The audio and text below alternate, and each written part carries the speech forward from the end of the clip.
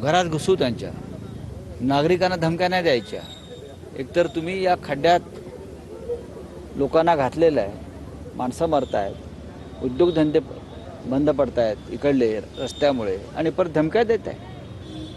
नावं द्या, नावं बघतो मी. लोकांची प्रचंड दिशाभूल होते आहे. एका बाजूला सत्तेत नगरसेवक आहे, दुसऱ्या बाजूला आंदोलन करताना ही अशी परिस्थिती आपल्याला पाहायला मिळते. बघू ना आता, उद्या मोर्चा होऊ द्या. तुम्ही एक नवीन माहिती दिलीत की अधिकारी धमक्या देत आहेत.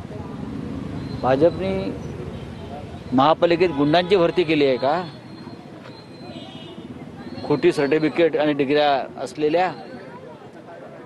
तसं असलेलं सांगा, गुंड आम्ही पण रस्त्यावर उतरवू. मग राऊत साहेब, नाशिक त्र्यंबकेश्वर रस्ता हा आता काही महिन्यापासून त्याचं काम चालू आहे, परंतु त्याच्यावरती चिखलाचं साम्राज्य चालू. मला वाटतं की दोन एक अपघात होतो. लहान मुलांनी एक व्हिडिओ करून त्या संदर्भात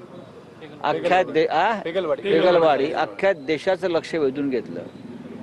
त्यानंतर तिथे युवासेना प्रमुख आदित्य ठाकरे जाऊन आले, इतर प्रमुख लोक जाऊन आले. पण तुम्ही म्हणताय की अधिकारी जर गुंडांच्या भूमिकेत असतील, ठेकेदारांच्या बाजूने असतील आणि आवाज उठवणाऱ्यांना धमक्या देत असतील, तर रस्ता कसा होईल? या गुंडांच्या टोळ्या महापालिकेत आहेत, ते आता स्पष्ट दिसत आहे. आमदारांच्या मुलंच त्या ठिकाणी ठेकेदार आहे अशी देखील माहिती समोर आली.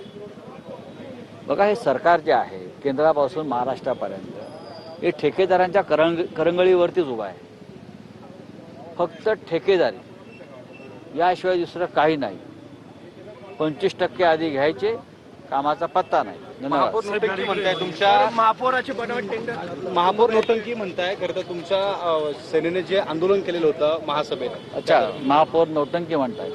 तुमच्या मग हे जे काय हे सगळं